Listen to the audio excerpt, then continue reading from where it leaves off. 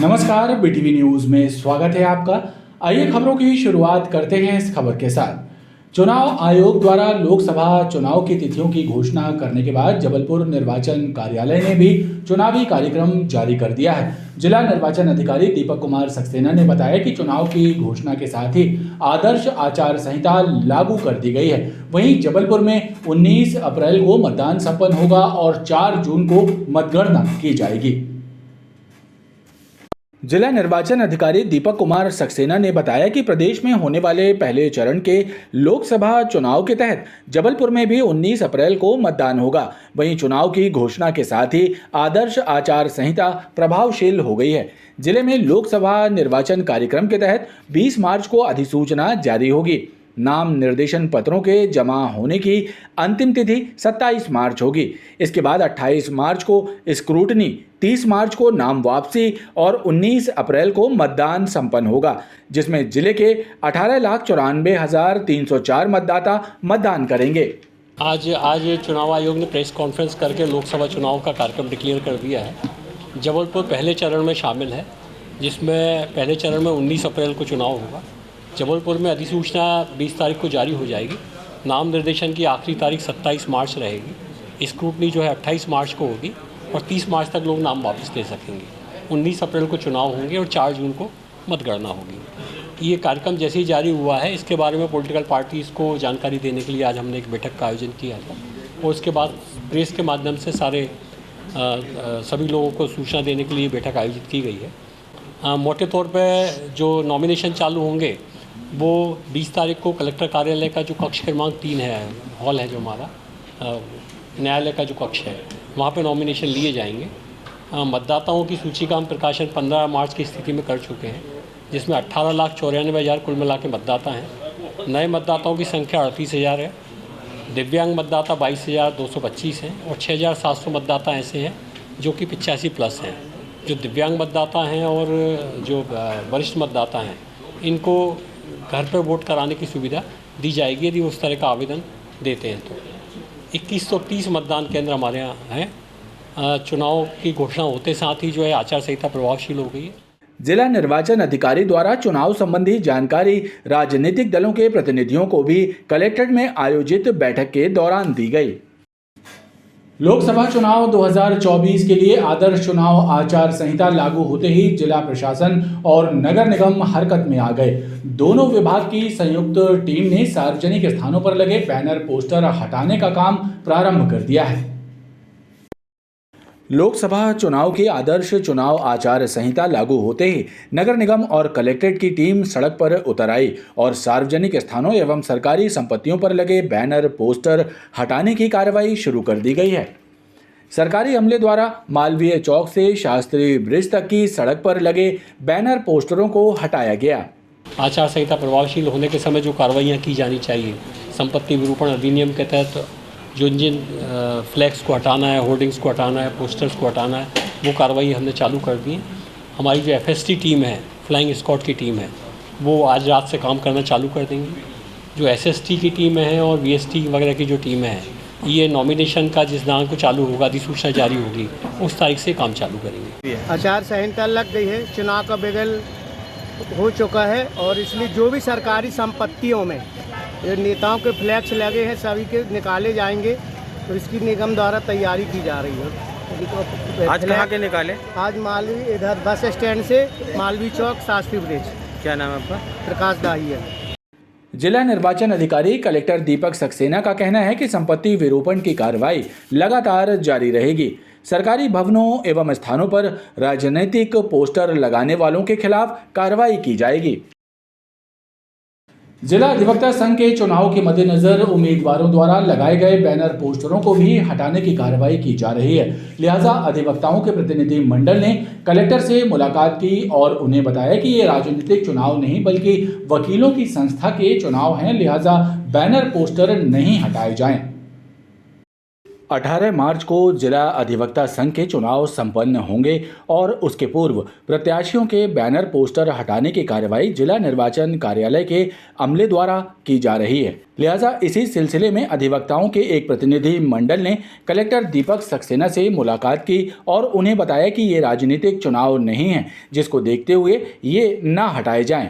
Collector साहब से मिलकर निवेदन किया कि हमारे जिला अधिवक्ता संघ के चुनाव सोमवार 18 तारीख को हैं और ये जानकारी मिली कि अधिवक्ताओं के पोस्टर और बैनर निकाले जा रहे हैं, जबकि अधिवक्ता संघ का चुनाव कोई राजनीतिक दल का चुनाव नहीं है।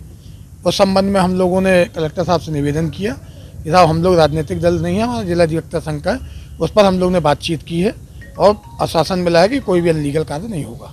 अधिवक्ताओं ने आचार संहिता का पालन करते हुए कार्य करने की बात कही है। वित्तीय वर्ष की समाप्ति होने को है, लिहाजा सरकारी कार्यालय अवकाश के दिनों में भी खुले हुए हैं। जिला मुख्यालय में भी ई पंजीयन कार्यालय खुला रहा और आम दिनों की तुलना में रजिस्ट्रियों की संख्या भी ज्यादा रही। वहीं राजस्व लक्ष्य की प्राप्ति के लिए पंजीयन विभाग के कर्मचारी अधिकारी जुटे रहे। गौरतलब है कि इस वर्ष 587 करोड़ का लक्ष्य दिया गया था।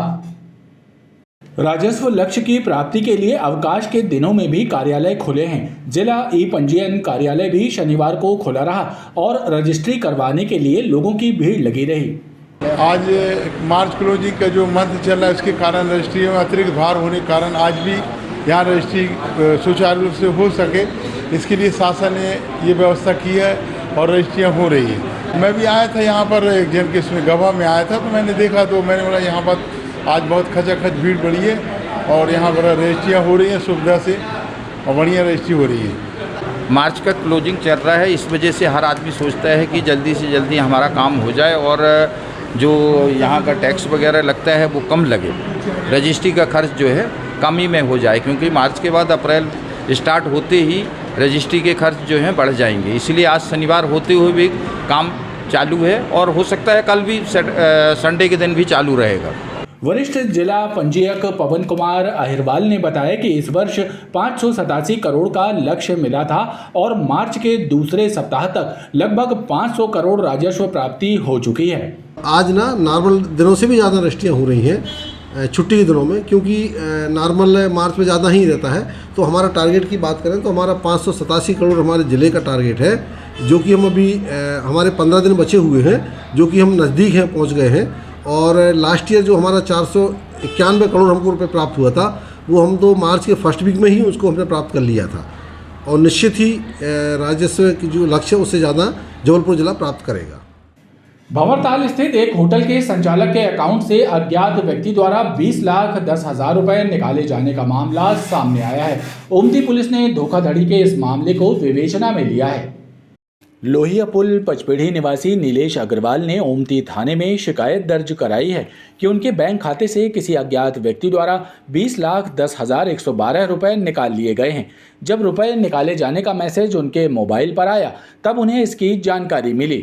आपको बताना चाहेंगे कि नीलेश अग्रवाल सन ऑफ द्वारका प्रसाद अग्रवाल ये मूलतः पचपेढ़ी के रहने वाले हैं। उनका एक प्रतिष्ठान है अपने भंवरताल गार्डन के सामने, जो इनके द्वारा थाने में आके लिखित आवेदन पत्र दिया था कि इनका एक्सिस बैंक का अकाउंट है ओमती थाना क्षेत्र में, जिनके इनके अकाउंट में से दिनांक 10 तारीख से लेकर 11 तारीख तक कुल अकाउंट से 13 बार में करीब 20,10,112 रुपये किसी अज्ञात व्यक्ति द्वारा ऑनलाइन ट्रांजैक्शन करके निकाल लिए गए हैं। इसमें प्रथम दृष्टया अपराध पाए जाने पर हमने धारा 420 IPC और 66 IT के तहत FIR दर्ज की है और जिसमें हम विवेचना कर रहे हैं।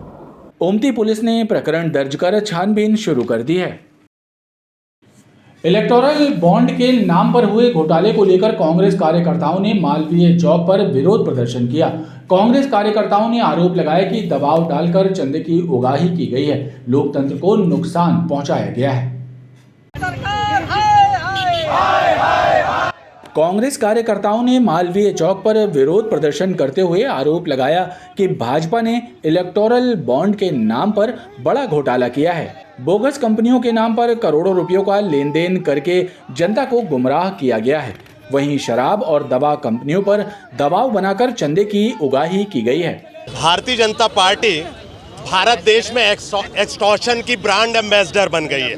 CBIT, ED और कैग को पहुंचाऊंगा, उद्योगपति व्यापारियों को धमकवाऊंगा, मनमाफिक चंदा वसूलूंगा और व्यापार पे, उद्योग पे कहर बरपाऊंगा। ये लाइन बन गई है भारतीय जनता पार्टी की। आप सोचिए किस कदर तक, किस स्तर तक भारतीय जनता पार्टी जा रही है। चंदा दे और धंधा ले।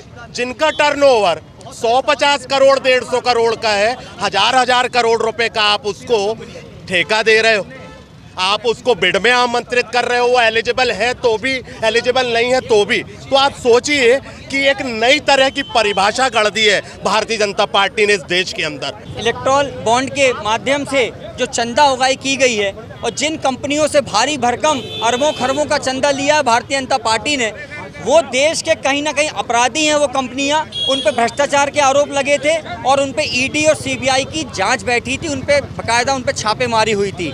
कांग्रेस पार्टी हमेशा लगातार हम आरोप लगाते रहे हैं और ये सत्यता भी अब प्रमाणित हो चुकी है कि केंद्र की भाजपा सरकार पिछले 9.5 सालों से, जब से वो सत्ता में है 10 सालों से, वो CBI और ED का जो हथियार है वो आम जनता को दहशत में और उद्योगपतियों को दबाने के माध्यम से उन पर लगातार वो रेड डालते हैं, उससे मोटे रकम वसूली कर रहे हैं। इसका पूरा प्रमाण मीडिया के माध्यम से देश की सुप्रीम चीफ जस्टिस ने खुद प्रमाणित किया है।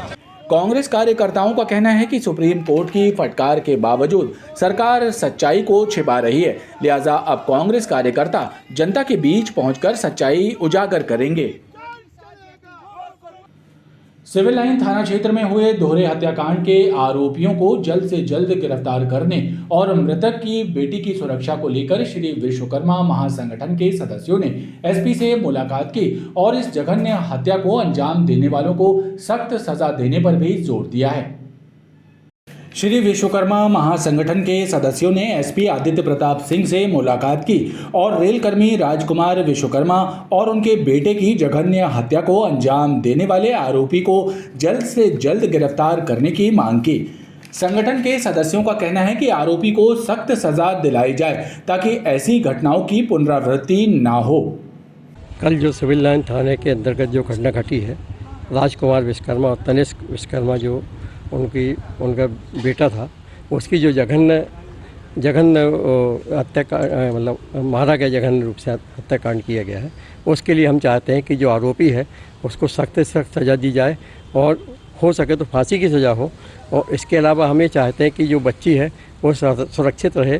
हमारे समाज में, विश्वकर्मा समाज में बहुत ज़्यादा और जबलपुर शहर में इस हत्याकांड से बहुत ज़्यादा आक्रोश है और हो सकता है हम लोग आगे और भी कार्रवाई अपने समाज के लिए कार्रवाई कर सकते। उस परिवार को वैसे भी पहले से प्रताड़ित किया जा रहा था और जो बच्ची नाबालिग है और उसको लेकर भी जो संदिग्ध हैं वो उसको लेकर गए हुए हैं और बच्ची की सुरक्षा हम लोग को सबसे पहले चाहिए है कि जल्दी से जल्दी उसकी गिरफ्तारी हो ताकि बच्ची को हम सुरक्षित वापस ला सकें, क्योंकि इस प्रकार की मानसिकता वालों के साथ अगर बच्ची गई है तो हम लोग को भरोसा नहीं कि बच्ची के साथ भी कुछ अनहोनी ना हो जाए। संगठन के सदस्यों ने एक मांग पत्र भी SP को सौंपा है। खबरों का ये क्रम लगातार जारी है, आप देखते रहिए BTV न्यूज़।